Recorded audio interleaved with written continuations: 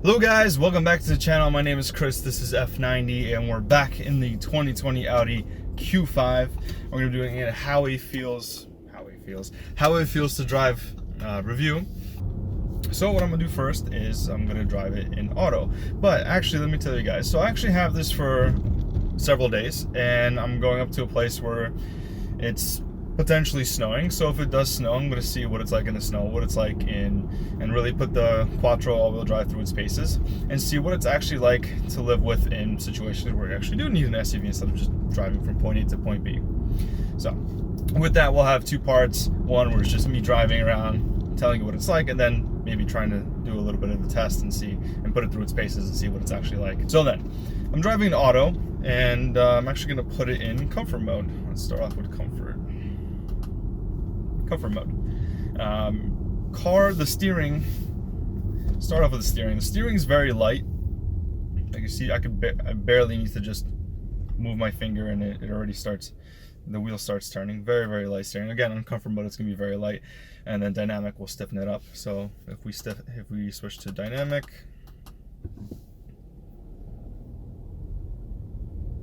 yeah, as soon as you start driving, you feel it gets a little bit more weighty. See, it's not as easy anymore. It's I need a lot more pressure in order to turn the wheel.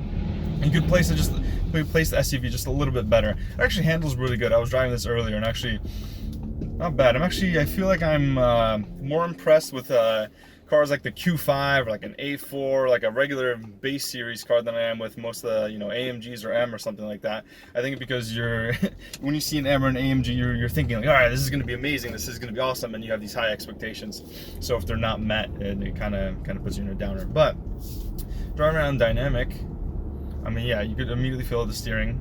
Let's see, we have a good moment here to try out. So we're driving around in comfort. Let's see what the response from the engine is like. Interesting. So it took a little while there to kick down, but when it kicks down, it is very peppy. It is very. It wants to, when it's in its power band, it shoves you. It goes. I'm actually very surprised. It has, I believe, it's 278 pound-feet of torque, so it's almost at 300. So it's gonna get moving. So initial hit is actually really good. It's actually kind of fun, because once you hit the accelerator with auto mode, you have to wait for it to downshift. Nothing's happening. Boom, you're just launched. So it's pretty exciting. Yeah, and then through that turn there is very floaty feeling, but again, we're in comfort, so we're gonna be able to test out here in a short while, see what it's like in dynamic with the throttle response. Oh, look at that, perfect. Everything's switching exactly how I want it to be. So dynamic, and you also have individual mode, or auto. You actually have auto mode, where it switches depending on the situation, and then you have individual mode, which I have everything set to dynamic. You can only do engine, transmission, as well as steering. So those are the only options you have. And engine, transmissions together, so you really have two options to switch through.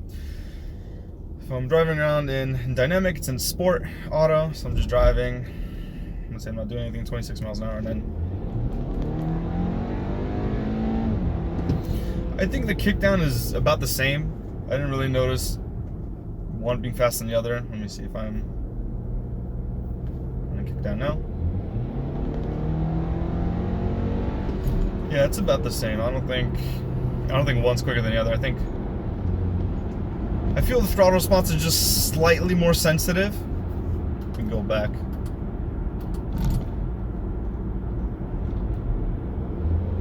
Yeah. Comfort is much lazier. It'll upshift, and then even then when I got off the gas, it upshifted. So then I went on the gas, had to downshift again. So it's very lazy. So I'm just gonna leave it in dynamic, actually in individual, since I have everything set in individual the way I want it to be. Great. And then off-road, maybe we'll be able to test it out in that other situation. Oh, look here, we got a tire. Boom. That's handling right there. This is what happens when you drive in the tri-state area. You're just random, things on the road, and it turns into gymkhana. Every commute's a gymkhana day, Let's see what else we have. Brakes. Since we're coming up to a red light, why not try out the brakes? I actually have a few points on the brakes since I was driving it earlier, but since we're about to go to a stop here, let's go now. So interesting thing about the brake pedal, and this is a 2020, so it should be new, pretty much, if not a year old. There's a lot of travel in the brake pedal. The initial when you start pressing down, nothing happens. You have to go maybe a quarter into it until it starts actually braking, and even then you have all of those 3/4 to go until you actually hit full braking. So it's not a touchy pedal where you start touching, it starts braking right away, and then it's just the same braking force applied throughout the entire pedal range. This is more, it's a gradual pedal, but you have to get through a quarter of pedal in order to actually start braking. So it's like a spongy feeling, and then you actually start going. So it's more like a lazier, cruisier car. It's not something you're gonna stomp on the brakes, but brakes do work. It's just you have a huge variation of where you want the brake to actually activate and how much braking force you actually need. The other thing is driving this car. Oh yes, the transmission.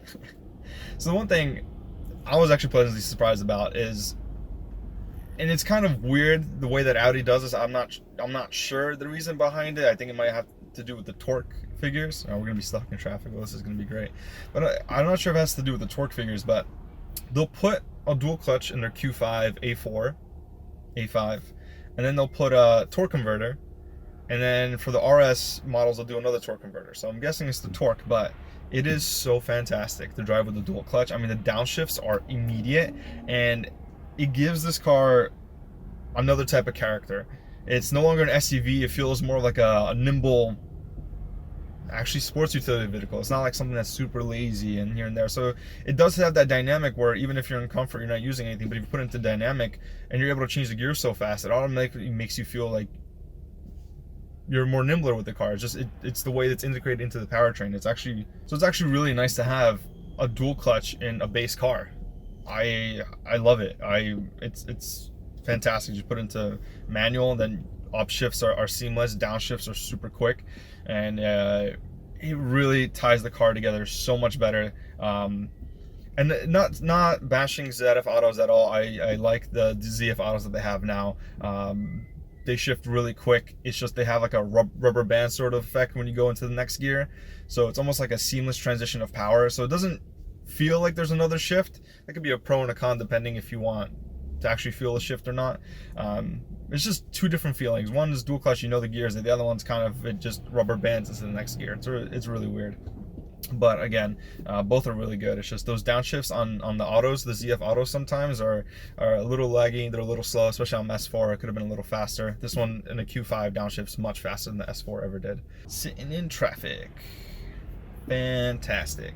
I'm taking a trip now, so I have a bunch of stuff in the back. So I'll see what this is like on the highway. I'll have the cruise control on. I'll have 5 hours drive there, 5 hours back. So I'll have a lot of time with this car, so I'll be able to gather all my thoughts and give you guys an actual what it's like. It's really nice to be back in the Audi. I feel like Audi compared to BMW and Mercedes, they have maybe more minimalistic interiors. They're not as flashy, whereas BMW or Mercedes is usually more the flashy one, where it's really nice materials and looks really good, and BMW really integrates all the infotainment really well, whereas Audi, you know, I feel like sometimes it's forgotten about, but I feel like they have a really solid interior. There's no creaks, there's no nothing. Everything's kind of placed in the right way, if that makes sense. There's no reason something's somewhere out of order for no reason. I really like the Audi interiors. The new ones, and now they have it for the RS6 and RS7. They've updated interiors, which is basically the same thing, just more screens here and there. Like here, usually there'll be creaking, and there's no creaking here in a Mercedes. Not sure about a BMW, but we're going straight. There's this guy going left. Found out next time on New Jersey. Everyday driving. Oh, he is turning. Look at that. Okay, so here, let me show you guys the dual clutch real quick. Second gear in, third, fourth, fifth, sixth, just immediately, and then downshifts.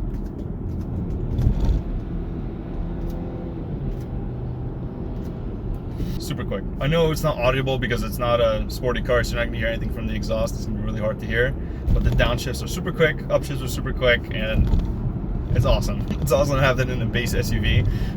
It makes everything so much better. It heightens the driving pleasure. It makes it much more pleasurable to drive. Taking turns, I mean, compared to, like I have the GLC AMG and 63 AMG, and that's super planted all the time. It's rough here and there. It's nice to have something suspension that's softer. I mean, I don't have it in comfort mode, but this drives so nice.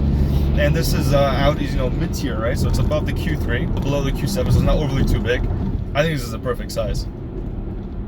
I've driven the Q7 before, several times actually. we don't have a review video on it, but I've driven it several times and it does feel big at times. But this is, I mean, I can feel where the rear wheels are, and it's more of like a nimble SUV. I wonder what the Q3 is like, but this is good. The other thing is it soaks up the bumps really nicely, and there's no complaints there. You have somewhat the newest, I mean, you have the virtual cockpit in the Q5. You have the updated infotainment, at least not the very new one, but pretty facelifted for most cars infotainment system, which is very nice. I've used it for the 3 years I had the S4. No complaints at all with that one. The one thing with Audis though is sometimes when you do the drive select, it doesn't actually select. You'll press the button and nothing will happen. You have to press it a couple more times and it'll start moving. It's only select times. I don't know what it is. It's just a glitch for some reason in the system with this one. It's just very minor nuance. No real problem there. The other thing I noticed, actually hasn't happened now, but driving the car, I've had it in manual mode where I've gone from 4th to 2nd, and I floor it from the 2nd, but it needs a little bit of time to kind of situate where it is in the rev range. It was kind of weird. Maybe I've stepped on the gas too soon when it was trying to figure out the shift, but it stayed there for half a second and then it launched. So I think with this one, it's still quick, but maybe I'm actually pretty sure more dual clutches are actually faster than this if you're in a sportier vehicle. You're probably not going to run into that issue. If you drive automatic, it's just going to wait for you to downshift anyway. But if you're driving a manual, I think you might have to wait until it actually shows. Instead of just showing M2, let's say, you have to wait until the revs actually catch up to where it is on the rev counter. So far for now, as I gather more thoughts while I drive the car, this is kind of like a first initial drive. Virtual cockpit gives you a nice place to sit, you know, along with all the leather everywhere in the Q5, with the brown ash wood that kind of gives you the brown gloss wood that kind of gives you a nice contrast compared to the black, instead of just black on black interior. Having the dual clutch transmission, it really all adds to a nice driving experience. And right now, no complaints besides the 2 little nuances that I mentioned before, but those are really small and then you're rarely to run into them anyway. So we'll see what else we can find with the Q5. So far, so good. I did notice one thing after driving this car for a little bit, and I was actually going to say this is a dislike until I realized Audi was smart enough to implement this. So I put my phone here, and then I realized, well, I want to use the cup holder. So I took my phone out. I'm like, damn, there's a cup holder there, and there's no other charging pad anywhere. So I put my drink there. And then I realized there's actually a space here. So if you do put your phone there, and it rises up to like this point, so if your phone's really thick, then maybe not, but you do have a good amount of space. If you put your phone here and just slide it, you still have the phone charging, and you also have the space for the cup holder. So that's actually a really neat design. Another thing I've noticed is actually really useful is this little indicator comes up, which shows you the traffic light. So if it's a red light, it notices a red light and actually knows what the time is or how long it takes for a red light to go away. So here we actually have 10 seconds left, 9, and then you'll see it'll disappear. So let's see if I could get both. Oh, that could work. So it disappeared and green light. Very cool. Okay, so we're actually going to do a snow test, and this road is kind of an off-road area, so I'm going to put the car into off-road mode and see how it handles. Having quattro all-wheel drive, this should be no problem, but let's see. So going downhill, let's see if I slam on the brakes. Well, it's actually, yeah, actually it just slides a little bit, it does brake. Oh yeah, they weren't joking, you really need to. But it moves no problem, I can almost take my foot off the gas and just keep going. We'll turn into a downhill. Let's see. I wish these were a little wider so I can, you know, play around and have some fun. But oh, this is nice. Yeah, look, I'm moving it. I mean, it slides a little bit, but I mean, the biggest limiting factor is gonna be the tires anyway. Oh, so let's see traction. Oh yeah, it moves out. Yeah, no problem whatsoever. That's awesome.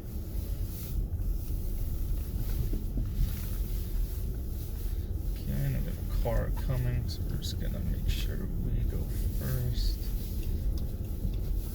Over here.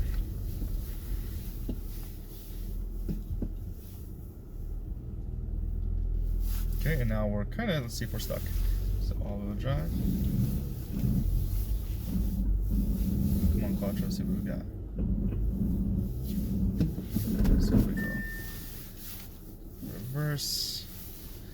Then we're like deeper snow. Let's see if we go here, what happens.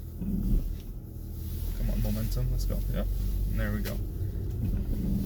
We got it. So yeah, we did get stuck a little bit, but actually, you know, worked out not too badly.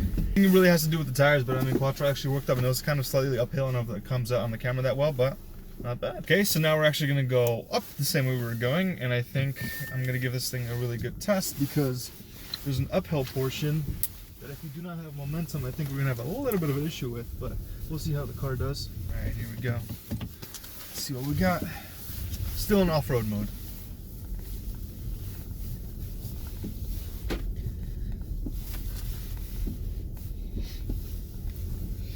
So this is fine, as we know. Brake. Oh, yep, ABS. This was wider. I wish I could like drift it out, but always ruining the fun.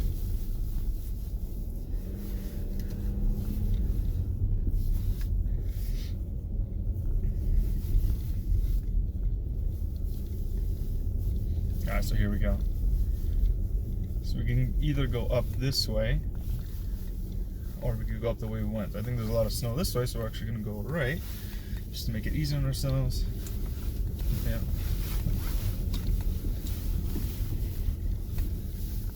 And then what we're going to do is going to line ourselves up while having momentum. We'll see what we can do. All right, car, let's see what we got. Not even an issue. Awesome. Yeah, guys. So Quattro all-wheel drive, not a problem. And there you go. Good.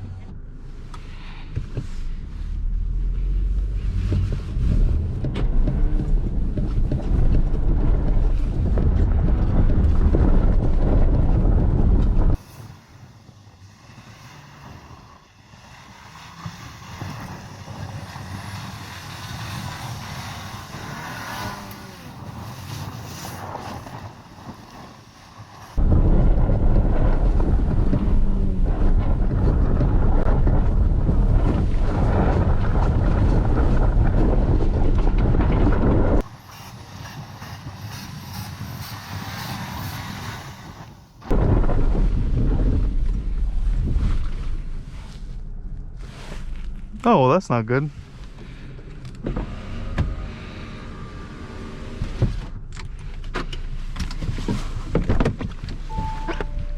You're going to hate me. What? What? Why would you do that? Why? Can you take a picture and put it? Don't drift with your windows. This is for the cinematic experience. I mean, you know. I'll clean it. Hey guys, so wrapping up the review, I've had this car for a week now, and I've put it through its paces. I've gone through a bunch of snowy weather, a bunch of different conditions, as you guys can see in the beginning of the video. So I'm finally going to do the how it feels. So the first thing I'm going to do is let's see what it's like from a first gear. Actually, no, I'm going to do it from launch control. So I'm going to turn off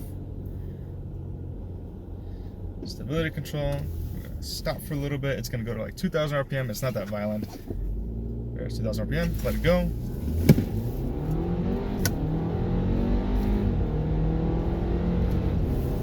Okay, 60.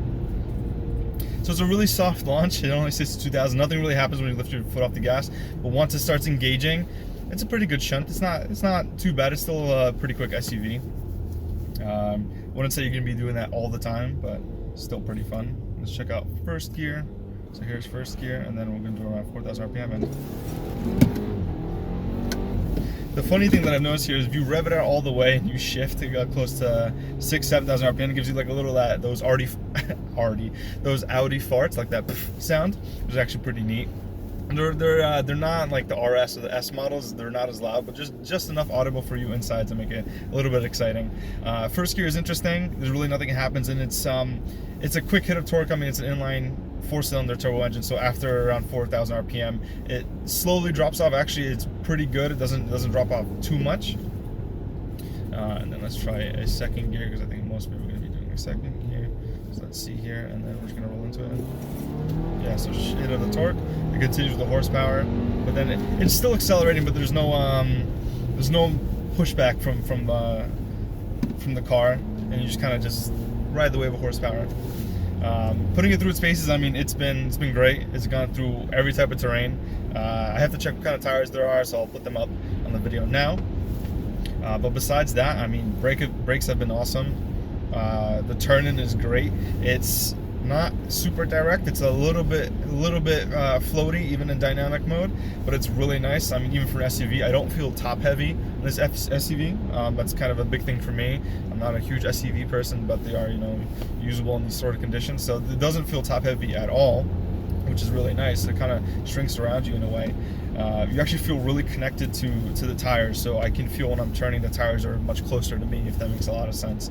It doesn't feel like I'm rolling around and about to tip over every second that I turn the wheel, which is nice. And yeah, the turn in, so it's direct, but it's just the steering's a little bit floaty. Again, it's not a sporty model, it's just a Q5, but it's still actually really nice to drive. And I haven't, oh, here we go, we have some twisty bits in the snow, might I add,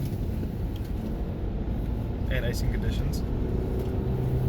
But it holds the road really well. And, oh, let's slow down. No problem whatsoever. I really don't have any gripe, and with the 5 days, the only thing I found that was kind of a miss on my part is the transmission. So because I'm selecting gears myself, you probably wouldn't have this issue if you're doing automatic, but because I'm selecting gears myself, if I let's say go from a fourth gear to second gear, someone stops and they're about to take a left turn and I have to go straight, so I go into second gear, and let's say I stomp on it a little bit, it'll engage the second gear, but it won't start continuing accelerating. It's like as if the software kind of is trying to figure out what you're trying to do. It maybe thinks that you're trying to slow down, or try to, you know, slow down or brake all the way to first gear, or maybe take a turn, but instead you want to accelerate after that second gear. But it just takes just a little bit too long to engage, and it's kind of, it's weird because the gear's engaged, but it doesn't let you. Let me see if I could actually try to do this. Here I'm on fourth, and if I brake and I go to second, then I try to stomp on it, see nothing, oh, then it goes. So this one wasn't too much of a lag, but usually there's like a really long pause when you really actually need it to go, not just in these moments where I'm trying to show you guys, but in the moments where you really need it to go, it really delays sometimes. I don't think you'd have that problem in the automatic. I think the software kind of figures that out for you. The other thing is too is, although it is a dual clutch, it engages really quick, but the actual moment of where you feel the acceleration is just a little bit laggy, and I think that's just maybe the turbo motor itself. It does feel a little weird. It makes it feel like as if it's the transmission actually doing it, but yeah, I don't have any gripes. I mean, I put a bunch of stuff in the back. I've been driving this thing in snow and in ice, and it's gone everywhere. The clearance is great. I really don't have any issues with it. And the trans, I mean, it's fun to drive with the dual clutch, downshift. It's super quick, and then upshift too. Fourth, fifth. So I no problems whatsoever. And I know they've done the refresh for 2021, but having the virtual cockpit here and everything else, not an issue. So guys, I spent a lot of time with this car. It's been over a week. It's longer than most cars that I have on the channel. So if you have any questions at all, please leave a comment down below, and I'll do my best to answer. Thanks for watching, guys. Make sure you guys leave a like, a comment, and subscribe. It really helps us out. We're able to bring more cars to you guys, more different types of makes. And not only do you guys hopefully enjoy watching it, but we also like producing it. So thanks for watching, guys. We'll see you on the next one.